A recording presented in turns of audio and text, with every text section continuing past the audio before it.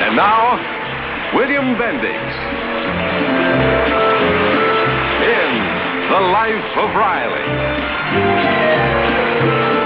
With Marjorie Reynolds as Peg, Tom DeAndrea as Gillis, Lou Jean Sanders as Babs, Wesley Morgan as Junior.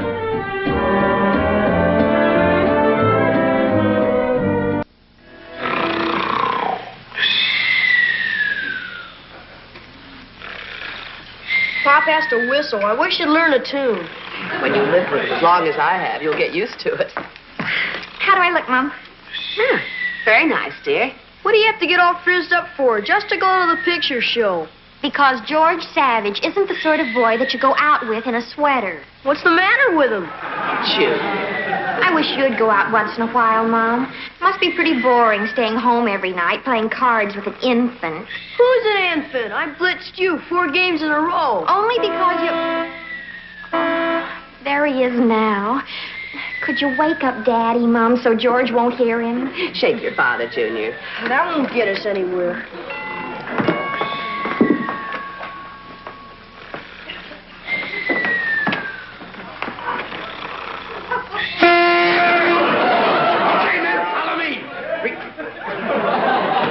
What's the idea? You want to deafen me? Hello, Babs. Come on in, George.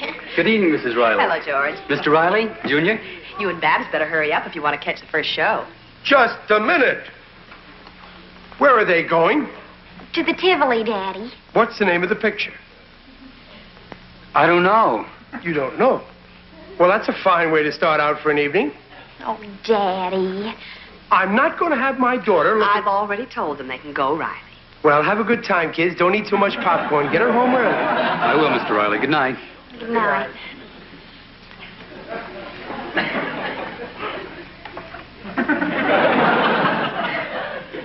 You know, we haven't been out for a long time.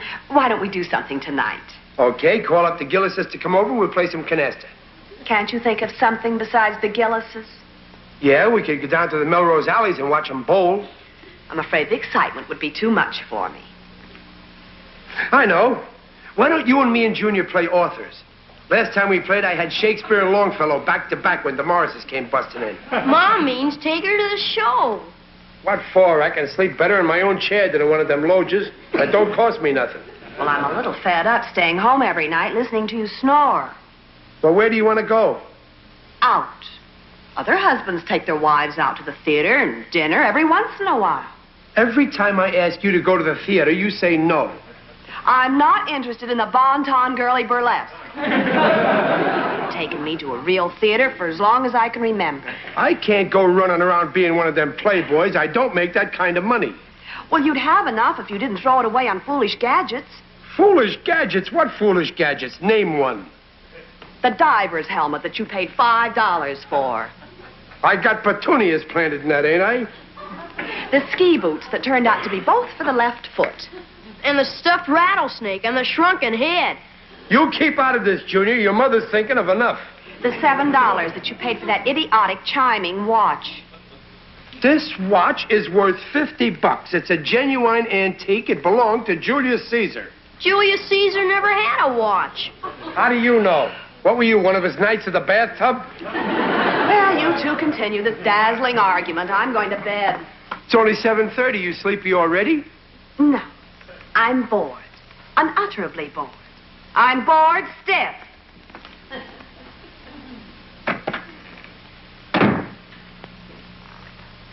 I can't figure her out.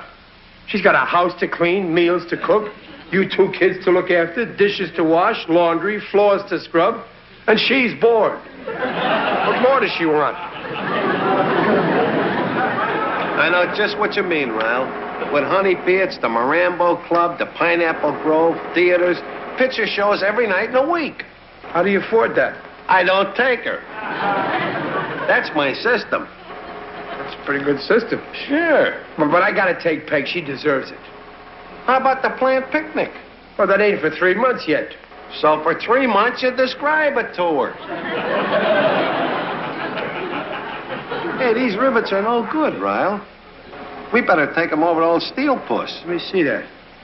Yeah, they're pretty bad. Sure. Why monkey with the foreman? Let's show these to the big boss. Are you nuts? He ain't interested in rivets. If we show him the old Steel Puss, he'll take all the credit. Come on. I don't think this is the right thing to do, Ryle. And I would appreciate now, sir, at your earliest convenience to the matter at hand. Etc., etc., etc. That all the mail, Miss Bowser? All except these tickets for the dinner. What tickets to what dinner? The Donors Society. It's a dinner for the rehabilitation of the Choctaw Indians at the Ritzmore. $25 a plate. I seem to be on every sucker list in the country. Yes, sir, you certainly are. Shall I send them a check? Of course not. Drop them in the wastebasket. Yes, sir. And take a memo to Mr. Coswell. Will you let it alone, Ryle? It got stuck. You probably added a couple of grand on the payroll already. What is that? Well, I'll go see Mr. Cunningham. What are you doing to that adding machine? I was doing a problem for my son, Junior, and it got stuck. Now, what are you two doing in here anyway? We want to see Mr. Cunningham. What's the nature of your business? We got defective rivets. Yeah? Two workmen to see you. They say they've got rivets. We get what? We got defective rivets! Send them in. Come on, Gillis. Good morning, Mr. Cunningham. Well, Riley, Gillis, what can I do for you? We came across this batch of defective rivets, Mr. Cunningham. We thought you might be interested in them. Yes, I would like to know about them. I'm glad you brought them to me. Yeah, why, sure. Well, one of these rivets could have got into an airplane. Maybe a general's riding in it. They're flying over a mountain. All of a sudden, crack! The rivet gives away. Crack, crack, crack! Boom!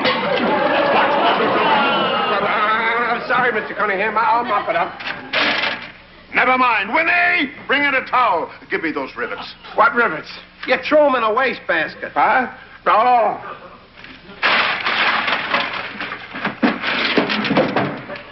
My papers, the water's ruining them.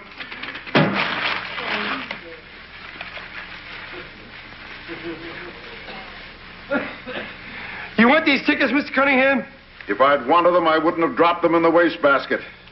Here, mop off this photo. Yeah. And get me a new blotter. Yes, sir.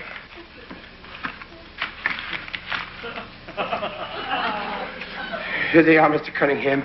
The whole batch is just like this.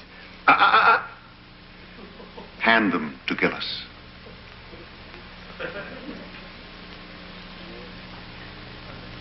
Now, you put them on the desk. And leave them there. I'll take care of them. That'll be all, Riley. You should have quit when you were ahead.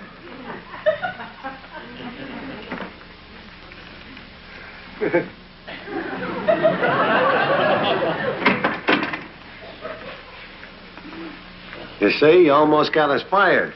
Yeah, but look what I found. What are they? 2 tickets to a swell banquet. Did you take those off the boss's desk? No, I found them in the wastebasket. He said he didn't want them. Well, what do you want with them? I'm going to take my peg and blow it to a swell meal at the Ritzmore. Ryle, this is a dinner for the Choctaw Indians. So what? I can eat just as much as they can. And faster.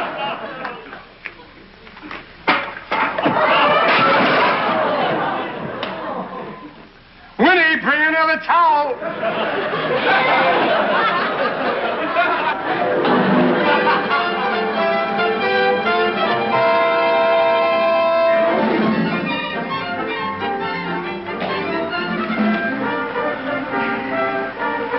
Good evening.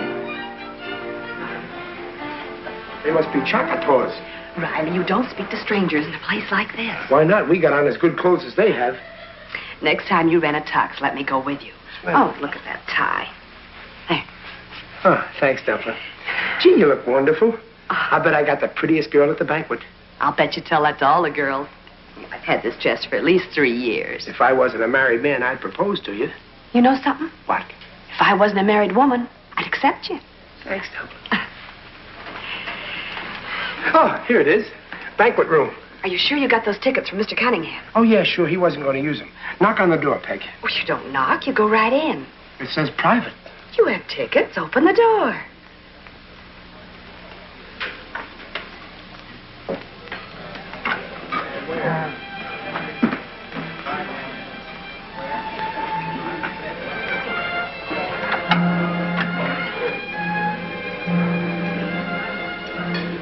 Some joint, huh, Peg? It's very nice. They don't let no bums in here. When I take you out first class. Good evening. May I have your invitation? Huh? What you say? The tickets, Riley. Oh. Yeah, bud. Thank you. Won't you please be seated just a moment? Where's he going with them tickets? Probably to assign us a table. I want a receipt. Oh, sit down, Riley. Everything will be all right.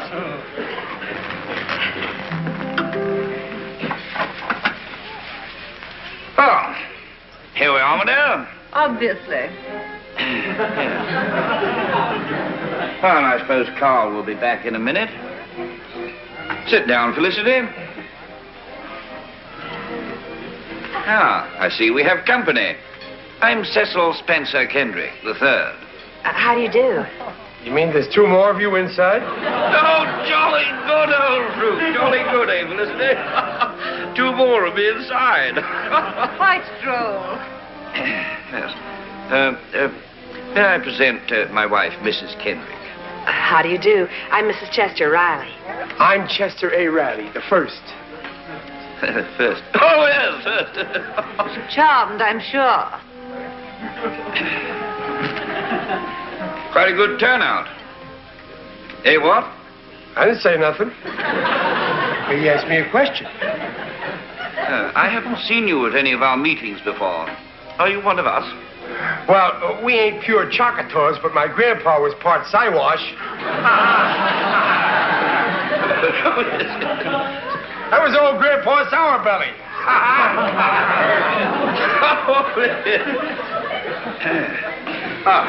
Mr. and Mrs. Kendricks, 1,000 pardons. Ah, Carl. Table 17. Come, Cecil. Let's go to our table. Right-ho. Well, old boy, see you about. Eh, what?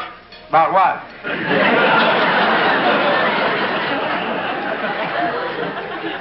Well, old boy, where is our table? Eh, what? I'm sorry, sir. There seems to be some discrepancy about the tickets. Don't give me that discrepancy, but I gave you the tickets when I came in. I mean, on checking them, Mrs. Grover discovered that they weren't paid for. There is no reservation. Well, those were Mr. Cunningham's tickets. I'm sorry, madam. There's no entry against the numbers. Riley. Oh, don't worry. I got money. I can pay for them. How much? $25 a plate. We don't want the plates, just the food. $25 per person. $25. It's a donor's dinner, sir. Well, I'm a donor at the blood bank. I'll give you a pint of... Riley. If you haven't the cash, your check will be satisfactory. It all goes to the Choctaws. Will the Choctaws take an IOU? Wait a minute, Peg. Forget it. My wife's got a headache. We can... Peg! Hey, excuse me. I lost my wife. Peg!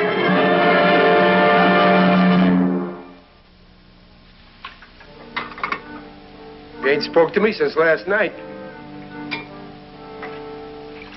Ain't you even going to say goodbye? Goodbye. I thought the tickets were paid for, Peg. You gotta believe me. I don't want to talk about it. Just say anything. Bawl me out. Hit me with something if you want to, but just talk to me. Very well, Riley.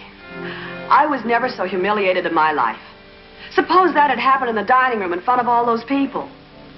Well, I was just trying to take you to a swell dinner. I don't care about swell dinners. It's just going out with you once in a while. Doesn't matter if it's a hamburger stand and a third-run movie. That would satisfy me. You deserve the best, Peg. Nothing's too good for you. I know that's how you feel, and I appreciate it, but trying to put on the Ritz and cutting corners will get anybody into trouble. Tell me the truth about things, dear. Don't try and pretend. I feel awful, Peg. Oh, forget it. I forgive you. Now, run on to work. Gee, Peg, I don't know what anyone like you ever saw in a big lug like me. So long.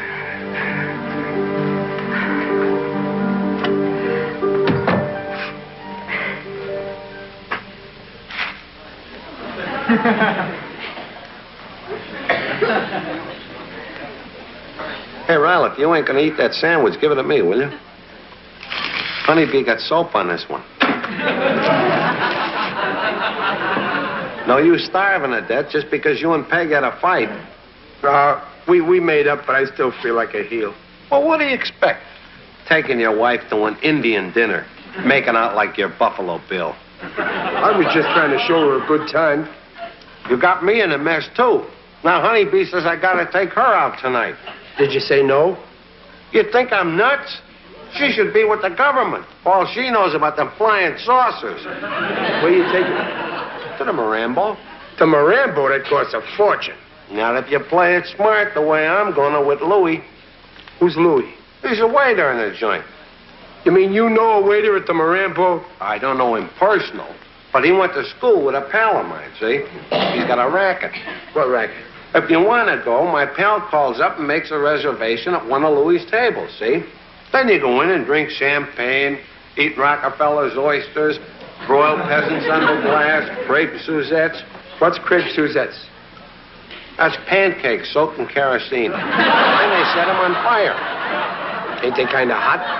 You don't eat them until they're burned out. Well, how do you pay for all this? That's where the racket comes in. When it's time for the check, you slip Louis an IOU. He pays the cashier out of his own pocket. Then you pay him $1 a week plus 10% interest. That way the cafe gets theirs and everybody's happy. Well, ain't that kind of dishonest? No, it's just usury. Oh, Ryle, you gotta know the ropes in town. You gotta play it smart like I do. Now, maybe I could fix it for you and Peg, to come with us. Well, thanks, but I don't think... What I mean is I ain't never going to take Peg no place again I can't pay for. Okay, Ryle. I'm just trying to learn you to be smart, that's all. What's peasants?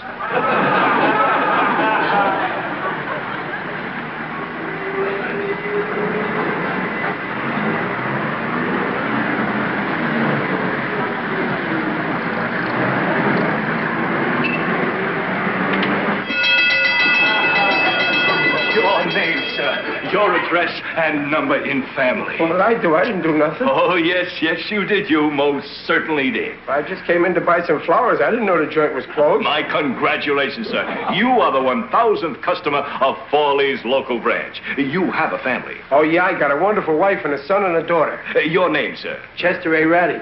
I just came in to get some daisies for my wife. They're her favorites. 2 orchid corsages and all the pyrethrum roseum in the shop.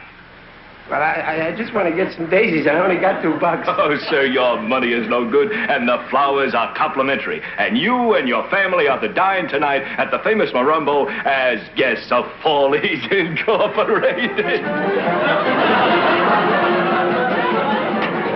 Peg! Peg! Holy smoke, Pop. You been to a funeral? I got some posies for your mother. Where is she? She didn't. Riley. Oh, Peg, I got great news. Oh, I brought you some some daisies. Here. Oh, that's very sweet of you. What's your wonderful news? You and me and the kids are having dinner tonight at the famous Marambo Club. Oh, boy. I suppose you're paying for it with a pint of blood. Oh, no. This is all free. No Choctaws, no Zulus, no nothing mixed up in it. We're going to be interviewed. We're going to have our pictures taken. Calm down, Roddy. Now sit down. Tell me all about it. Now, I want the absolute truth this time, point by point. Yeah, well, I ran into this fella, see, at the florist shop. Some joint, huh, Peg? Daddy, I'm so thrilled. Oh, it's very nice, dear. When do we eat? Right now. Step over the room, Peg. Good evening. You have a reservation, sir? Oh, the name is Chester A. Riley. Oh, yes, madame. You're the guests of Fawley's Incorporated. This way, please. Right, kids. Your table is ready. Thank you. Oh, just a minute. You ain't got no sale on plates at $25 a crack, have you? Beg your pardon, sir? Mr. Riley means that the check has been taken care of? Oh, but surely, madame. Everything has been settled by 4 links. Table 8 for Mr. Riley and family? Yes, sir.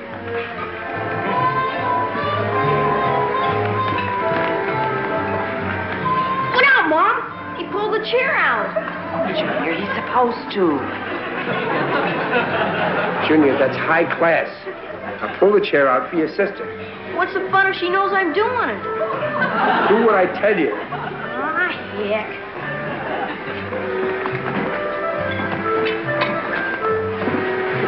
Huh. This is the life, huh, Peg? What's for dinner? It's all been arranged, sir. Shall I serve cocktails? Oh, I'll have tomato juice, please. Oh, I think I'll have that too. I'll have a cocktail. You'll have tomato juice. Make it 4, and we like some rolls and butter. Yes, sir. Last boy. Look, Pop. Here comes Mr. Gillis. Hello, Ryle. Gillis, I didn't know you worked nights.